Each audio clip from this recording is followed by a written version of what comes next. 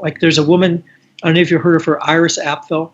So I asked Iris if she would be in my magazine. So she said, "Oh, of course." I mean, she's on the cover of like fashion magazines and so anyway, so I went down to Palm Beach to interview her. So I started the interview, and she's going, "John, where are you going with this?" She goes, "Why? What is this? Who thinks about this stuff?" She's 95, and she goes, "You can't tell me there are people that are interested in this stuff." I said, "Well, Iris is. We're all going to die." And her husband Carl, who died like last year at 101, right? She said, "Carl and I didn't speak one moment about death, not one moment." She goes, "You remind me of what? You remind me of why I don't hang out with people my age."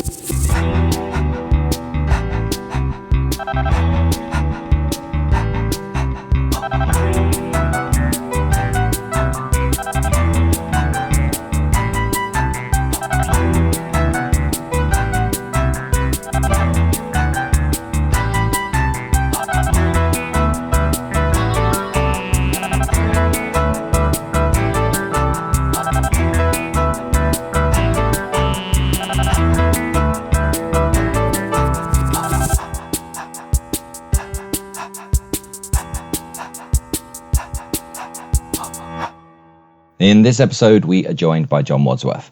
John is a photographer and videographer who is also the founding editor of the magazine The Art of Dying, a publication that focuses on multiple perspectives of death, particularly through the arts. That being said, this episode, we get quite deep into the metaphysical and spiritual belief systems that shape how we view death in the first place. And we'd really love to hear your views on this as well, so do send us an email or leave a comment. If you would like to know more about us and support the show, then sign up for our newsletter at deathhangout.com or click on the button on screen. Now for this episode, who in the hell thinks about this stuff? For about the last 5 or 6 years, I've done a website called deathnells.com. I make 5 posts a week, and they're from a diversity of books, teachers.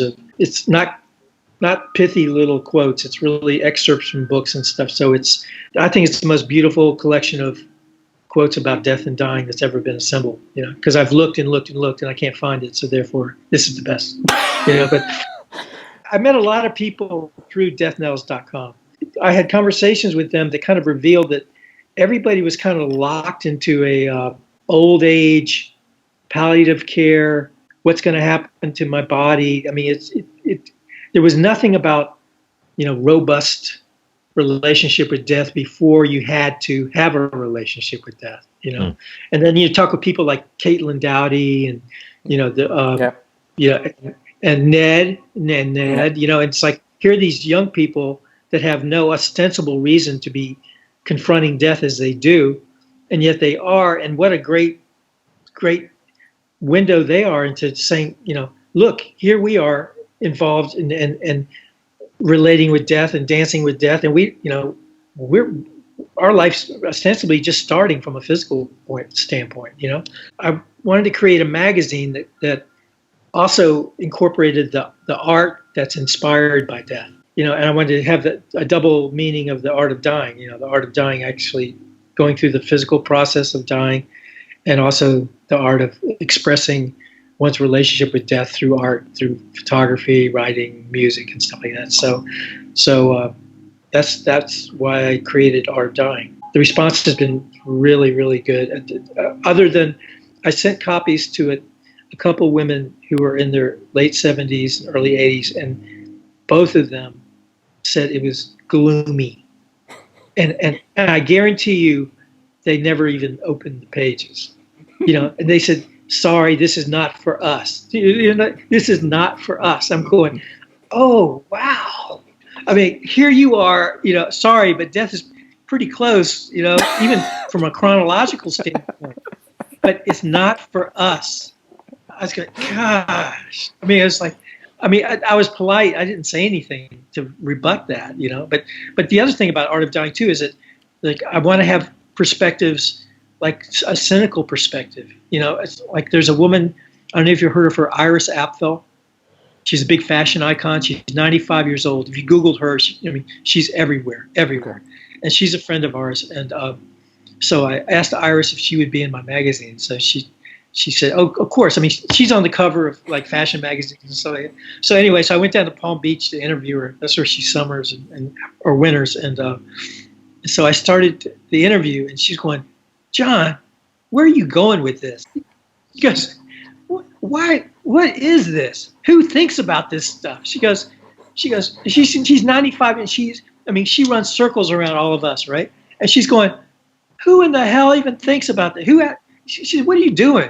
I'm going. She goes, "You can't tell me there are people that are interested in this stuff." I said, "Well, Iris is. We're all going to die." And her husband, Carl, who died like last year at 101, right? She said, "Carl and I didn't speak one moment about death, not one moment."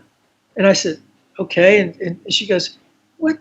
I can't believe it. She goes, "You remind me of what? You remind me of why I don't hang out with people my age." She goes, every time, she says, I call having to go to these dreadful events with people my age organ recitals, because everyone's talking about which organ isn't working. You know, she so the whole interview is like that. She's like a vaudevillian, comic, and so her ending thing was, John, she goes, "You've asked me questions I haven't asked myself," and she said, "I promise you, if I start asking myself these questions, I'm going to come back and haunt you. I don't want it just to be like there's a right way to die, there's a right way to live. I don't want that, because again, that's not my purpose at all, because it can't be anybody's purpose, because then you're proselytizing a very distinct perspective that it can't be replicated. I want all the perspectives I can get, and Iris really embodies 180 degrees from the perspective that one would hope for, But I think this is important, actually, what you just described, because this is what most of us, well, the vast majority, or almost like everyone has this perspective. To me, it's so fascinating. It's so fascinating to say, yeah, no, don't talk to me about that. I don't want to hear that. It doesn't help. It doesn't bring anything. It's gloomy. It's sad. Yeah. No reason. No. There's no reason. No good. So to me, there's, how do you reverse that? So what is the good then of talking about that? Well, I told her, I said, "Iris, I just want your perspective." I said, "Anything you say is going to be good for me." I said, "Because it's what you perceive and what you want to share." I said, "I didn't ask you for any rote answers." So, she was cool about it. It's going to be in the next issue. I took a really nice portrait of her, but I'm not going to put her on the cover because she would freak out if she was on the cover of Art of Dying. But I'm going to she's going to be on the cover, as a title, like Iris Apfel. But she would come she'd come and shoot me. She wouldn't haunt me. She'd shoot me. She wouldn't wait. Yeah. No, she would not. She would give me the chance to haunt her before she was haunt me, right? So so the magazine, like this issue has Ned's going to be in it, and a woman named Sarah Trainer. Have you ever heard of her? Her fiance died when he was 28, from a helicopter crash, and she went through this really deep grieving process, and she did this series over a year of these really stark, just profoundly emotive self-portraits for a year. And so and she's now 34, and she talks about how, she had this strange feeling after her fiance's name was Drew. After Drew's death, she said, "I didn't expect it." She said, "But I felt like it was perfect because we had done everything we had ever wanted to do." She said, and this is where it really comes into what I say too, is that she said, "Of course, there was a lot more we could have done, and I always feel curious about what could have happened. But when he died, we had done everything we had wanted to do up to that moment." That is a realistic, no bullshit, no philosophy, no theory. That's just an existential experience of what I've been saying about death is ever present. And she said, "We denied ourselves nothing while we were together. We did everything we wanted to do. We lived like it was our last moment. We didn't know that. We didn't consciously feel that way." But she said, she had, her mother died when she was 9. Her father died when she was 26. And so she said, it was something I didn't expect.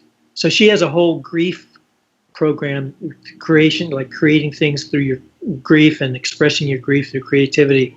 that is burgeoning, is become quite a profound vehicle for a lot of people. But that phrase really said a lot to me, and you've had relationships perhaps like I feel like my wife and I, my wife already says I have one step in the other world, one foot in the other world anyway. So she said, I'm not going to be surprised at all. She goes, do you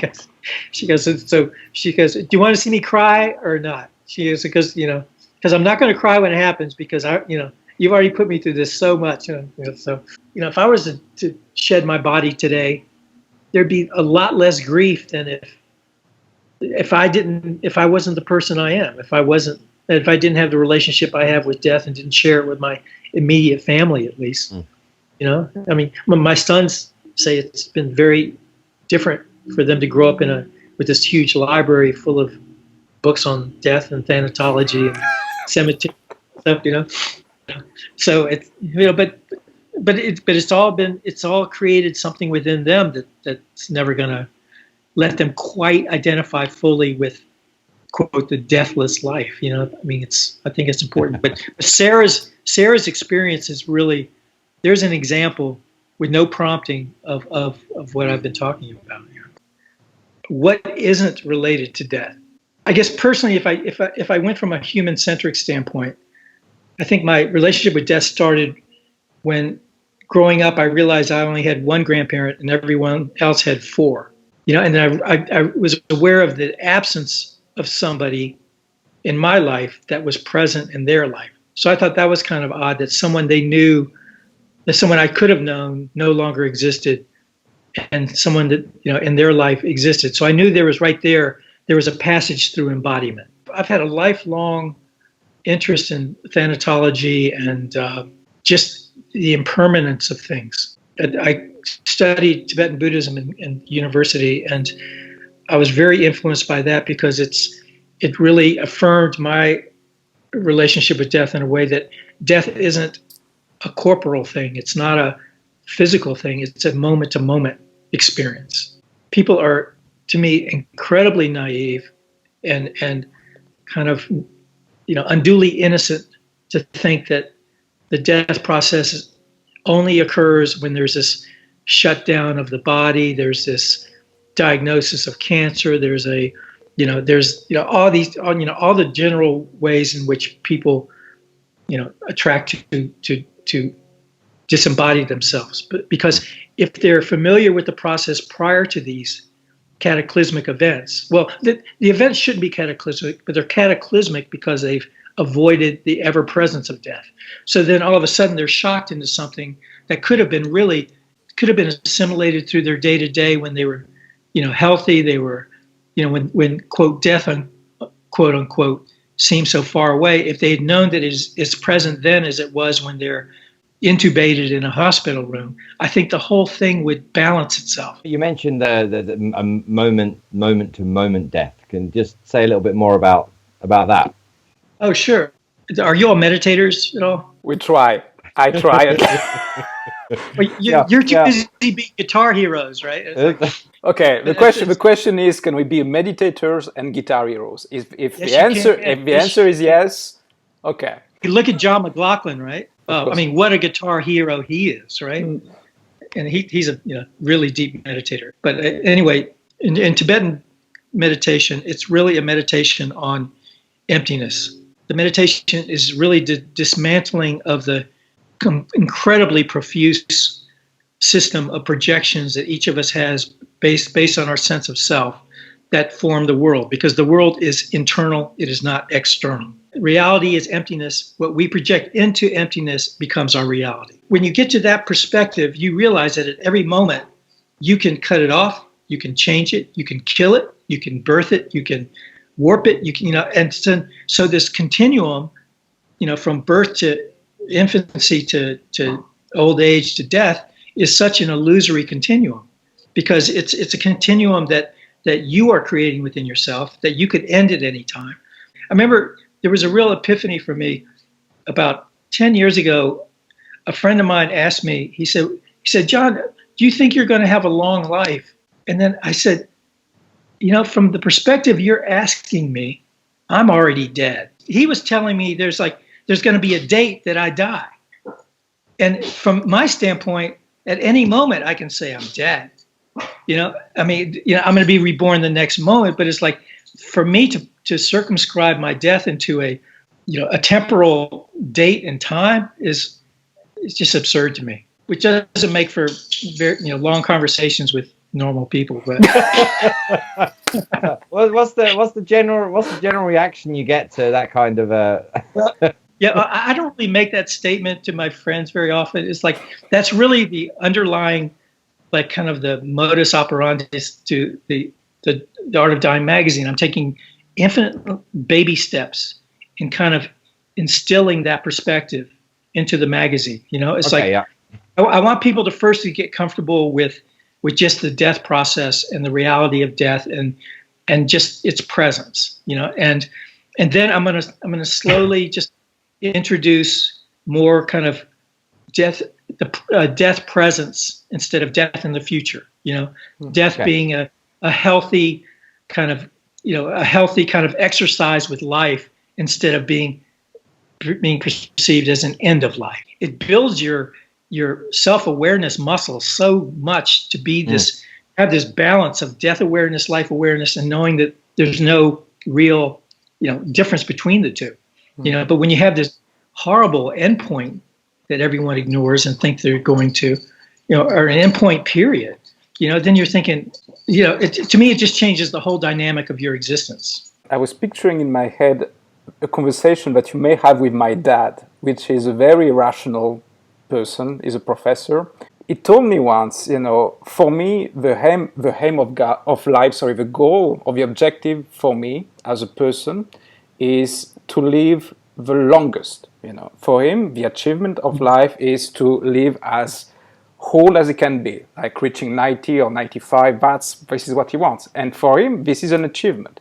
So I was trying to picture the conversation that you may have with my dad, with this kind of endpoint, and what you just mentioned. Most of the people will tell you, well, I want to live long.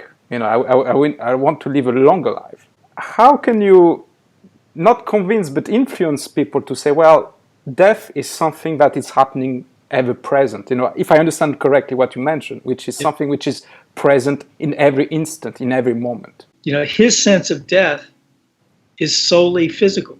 You only talk about long lives if you're identified with your body. If you're not identified with your body, then there's no end. Either we're going to live eternally. To me, there's no question about that either. But I'm just saying, again, it's death and identity. Your father obviously identifies himself as, Olivier's father, retired college professor who wants to live another 30 years. I would identify myself as just life who's eternal. And if my physical symbol, wants to shut down, it only shuts down when our consciousness gives it the impetus to do so.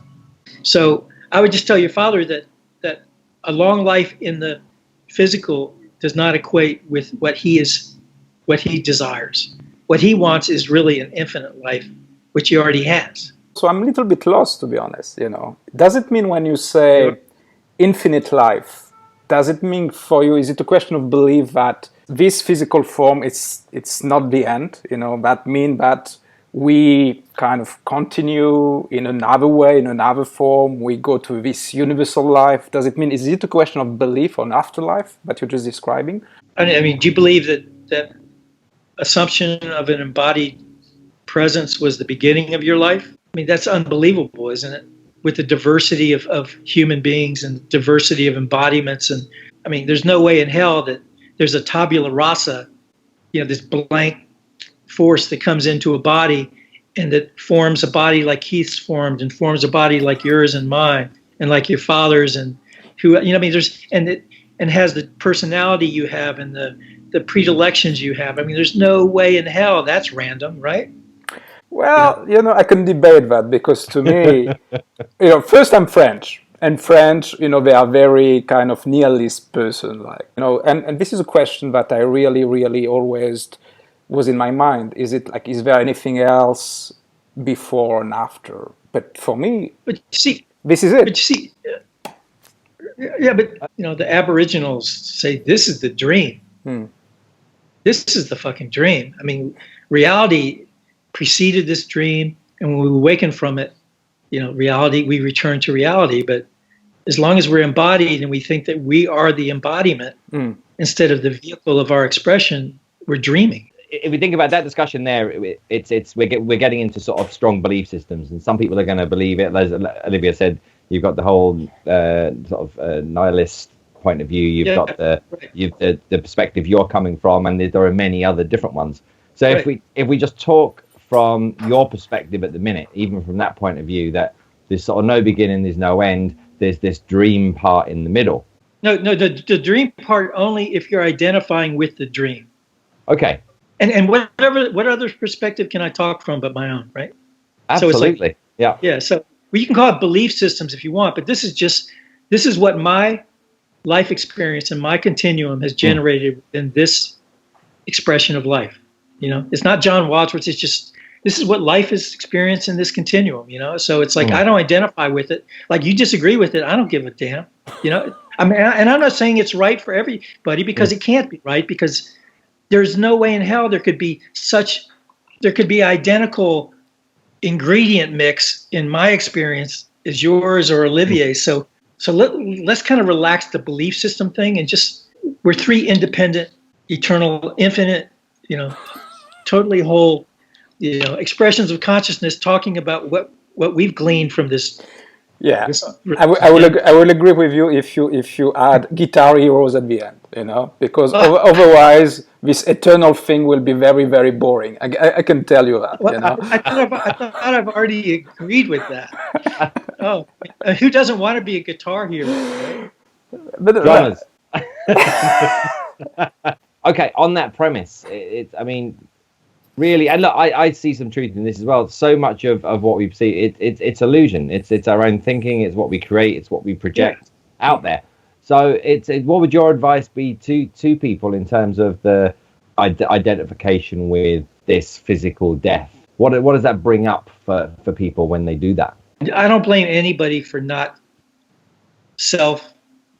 inspiring themselves or for inspiring themselves to undergo this, because it's like a Nietzschean dismantling of who you think you are. And it's brutal.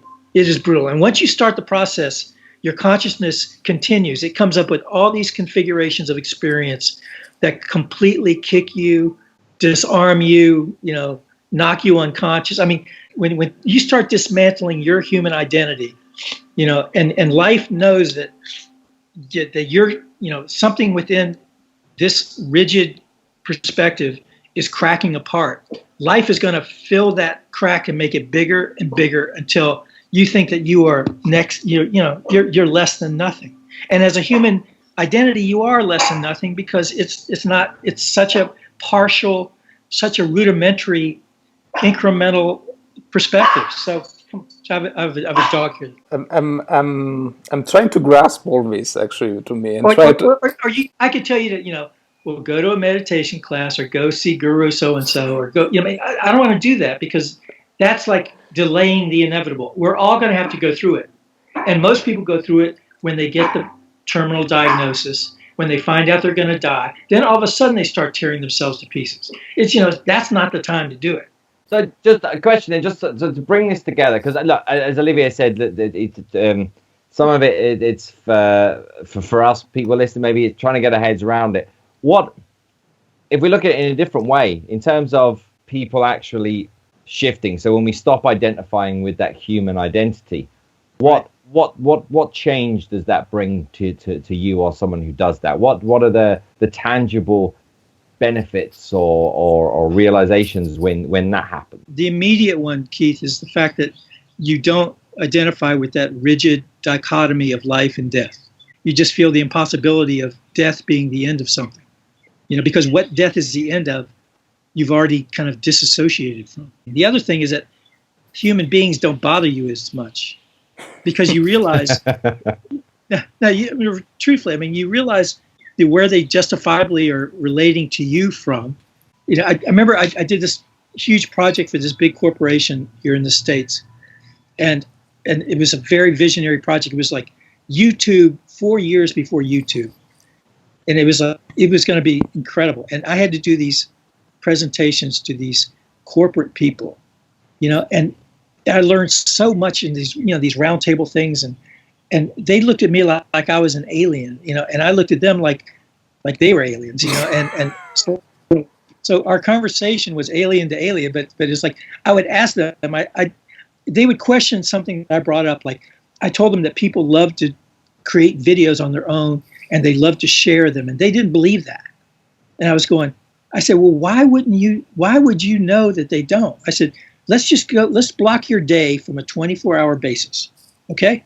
You wake up in the morning, you come here, you're with the same group of people all day, you get off work, you probably have some drinks, or maybe you go to a gym for an hour, you go home, you have dinner, you watch TV, you go to sleep, you come back here. And I said, and on weekends, you hang out with the same people. I said, so are you all roaming around with people that don't have any, or disparate from your worldview or your life station? I said, I am. So what I'm telling you is that I'm just this weird hybrid that can communicate what's really happening to you, but you're not believing it because you don't live it. But there's no way for it. It's not going to come pounding on your door, right? So that's the same thing about life and death. It's like death isn't going to come pounding on your door, until it's time for you to die. And then, it's going to say, well, I gave you lots of chances to know about me, to make friends with me, to assimilate my presence in your life. But now, now you're bewildered, you're fearful, you don't know what the hell's going to happen. You don't know who you are, what you've done, and how you wasted your life. All the litany of things that people go through when they're dying. But but death is always there. And that's what I mean about the moment to moment to moment. And it's not a morbid thing. It makes you more alive. It's like, it's a. And I think this is where I think we align on this one, because our show, it's all about that. It's all about recognizing that death is present. It's not something which we don't want to see, or it will, be at some point.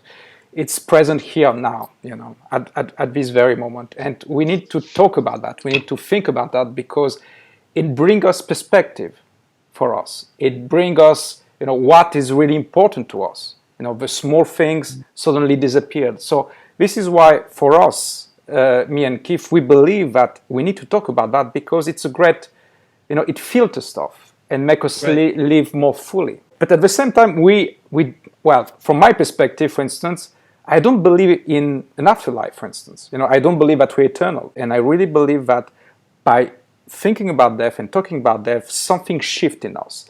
Suddenly we become more authentic. We don't waste time, even if maybe you don't believe in time, I don't know. Whether you believe there's something before or after or not, I think that we're here now in this perceived reality, whatever illusion is there, and either way, but not all of us is here, Keith. Sorry? Not all of us is here. No. I mean, it's like when Olivia say, I don't believe we live forever, that the end is the end. It's like, Olivia, you're right. Olivier, there won't be another Olivier. Yeah. You've done your Olivier thing. Such a pity, really.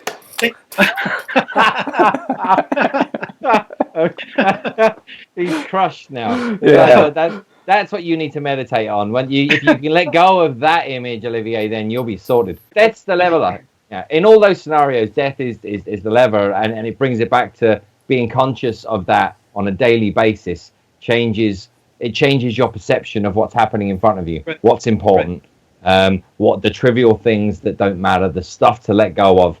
It's stopping us getting attached to, if you like, those things that at the end we're going to look back and go, why did I waste all my time on that? Rather than we can do that now, and which I think is what you're saying, John, as well.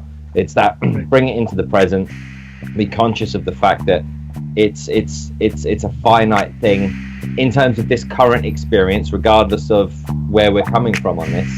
So how do we, if you like, how do we fully embrace that? How do we fully experience that and live in those moments? Again, please support the show by signing up at depthhangout.com or clicking on the subscribe button on your screen.